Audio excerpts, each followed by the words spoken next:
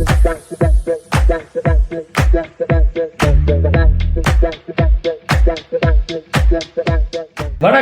Edison talkies நேயர்களே, உங்கள் அனைவரையும் சந்திப்பதில் பெற்றற்ற மகிழ்ச்சி அடைகிறேன். எங்களை வாழ வைத்துக் கொண்டிருக்கும் யூடியூப் நேயர்களை வாழ வைத்துக் கொண்டிருக்கும் உங்கள் அனைவருக்கும் எங்களது பணிவான வணக்கங்கள். வர்ற தீபாவளிக்கு ரஜினிகாந்த் நடித்து வேட்டையன் ரிலீஸ் ஆகுதுங்கோ. அப்புறம் நண்பர் கேள்வி கேட்டுக்கிட்டே இருந்தார், விஜய் அரசியல் வரதை பற்றி என்னங்க சொல்கிறீங்க? என்ன இன்னைக்கு இல்லைங்க, நேற்று இல்லைங்க, அவர் கவுண்டமணி கரகாட்டக்காரன்லே சொல்லியிருப்பார். எல்லா பேரும் பிறந்தநாளை சிறப்பாக கொண்டாடுறாங்க, அரசியலுக்கு வரேன்னாங்க. ஆனால் யாருமே வரல. இவர் பரவாயில்ல, கட்சியை ஆரம்பிச்சிட்டாரு. எல்லாரும் ஒரு பழமொழி சொல்லுவாங்க, முதலில் உன்னை பார், உன் குடும்பத்தை பார், உன் மனைவி மக்களை பார், பிறகு ஊரை பார், அவரோட நாட்டை பார்ப்பாங்க. இவர் இவங்க அப்பாவையும் பார்க்கல, இவர் கட்டின பொண்டாட்டியும் பார்க்கல, பிள்ளைகளையும் பார்க்க பரவாயில்ல, நேரடியாக மக்கள் சேவை செய்யணும்னு வந்துட்டார். வரவேற்போம். என்ன ஒன்றுன்னு கேட்டிங்கன்னா, இவங்க எல்லாருமே இன்றைக்கி வர நடிகர்கள், அதாவது சில நடிகர்களுக்கு என்னன்னு கேட்டிங்கன்னா சிஎம் ஆகணுங்கிற வெறி இருக்குது. ஆனால் இது ஜனநாயக நாடு. நீங்கள் நடிகராக ஓகே, சிஎம் ஆகிறதுக்குன்னா கொஞ்சம் காலங்கள் கட்டங்கள் வேணும்.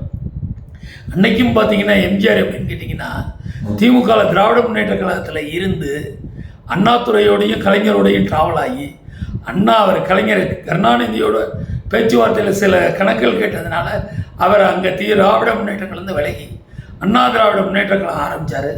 எம்ஜிஆர் வெற்றி பெற்றார். அதற்கு அவர் கிட்டத்தட்ட பார்த்தீங்கன்னா மக்களை போய் சந்தித்து மக்களோட உட்கார்ந்து அள்ளி கொடுக்குற ஒரு தர்மராகவும் கொடை வள்ளலாகவும் இருந்தாருன்னா சொல்லணும் எம்ஜிஆரை. அவர் பார்த்தீங்கன்னா எல்லாருக்கும் அன்னதானம் பண்ணார். நீங்கள் பனையூரில் ஒரு இடத்துல உட்கார வச்சுட்டு உங்கள் ஃபேன்ஸுகளையும் உங்கள் மன்ற சேராட்டிகளையும் சோறு போட்டால் தமிழ்நாடு ஓட்டு உங்களுக்கு விழுந்துருன்னு நினச்சிங்கன்னா தேவையில்லாத வேலை. இறைவன் உங்களை நல்ல ஒரு இடத்துல 200 கோடி ரூபா சம்பளம் வாங்குற நடிகராக வச்சுருக்காரு. அதை பார்க்குறத விட்டுட்டு மக்களை சந்திக்கணுங்கிறீங்களே. உங்களுக்கெல்லாம் ஒரு 55 வயசு வந்ததுக்கப்புறம் மக்களை சந்திச்சிங்கன்னா அதுக்குள்ளே உங்களை நீங்கள் மக்களை போய் சந்தித்து நீங்கள் அன்றாடம் மக்களோட புழங்கி உங்களை கூட்டம் கண்டா ஒதுங்கி ஓடுறீங்க. இப்படி இருக்கையில் போது நடிகர்களாக ஜெயித்ததுன்னு பார்த்தீங்கன்னா சிஎம்மாக இருந்தவர் எம்ஜிஆர்.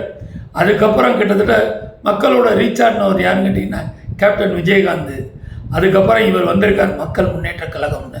மக்கள் எந்த அளவுக்கு ஆதரிப்பாங்க என்னன்னு தெரியல.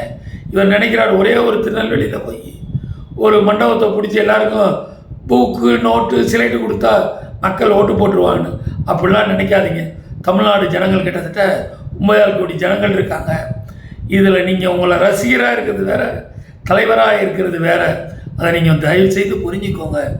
இப்போ இல்லையா, இன்னும் 2 வருஷம் மக்களோட மக்களாக இறங்கி பாருங்கள். நீங்கள் நடிக்கிறதை நிறுத்தணுங்கிற அவசியமே இல்லை. நடிச்சுக்கிட்டே மக்களை பாருங்கள். மக்களுக்கு தேவையான சில விஷயங்களை செய்யுங்க. அரசியலுக்கு வருவது சாதாரண விஷயம் இல்லை, மக்கள் நோக்கத்தோடு தான் வரணும்னு. இப்போ ஜெகன்மோகன் ராவ் சின்ன வயசில் சிஎம் ஆகிட்டார்னா அவங்க அப்பா யார்? தெலுங்குல ராஜசேகர் ரெட்டி, அவரோட பையன் ஜெகன்மோகன் ரெட்டி. அவர் வந்தாருங்கிறக்காக ஏற்ற வீட்டுக்கார ஆம்பளை பிள்ளை பெற்றான்னு நான் பெறக்கூடாதுல்ல, எனக்கு பிறக்கணும்ல. அது மாதிரி தான் நீங்கள் என்ன கொஞ்சம் யோசித்து வரலாம். உங்களுக்கு எந்த ஜோசியர் சொன்னார் என்னான்னு தெரில. நீங்கள் அதாவது கழுத்தில் சிலுவை, நெத்தியில் பட்டை, தலையில் ஃபுல்லாக யாதும் எல்லா ஜாதியும் ஒன்றுங்கிற மாதிரி என்னென்னமோ சொல்லி பார்க்குறீங்க. இருந்தாலும் தமிழ்நாடு மக்கள் அவ்வளோ ஈஸியாக யாரையும் எடுத்துக்கிட மாட்டாங்க.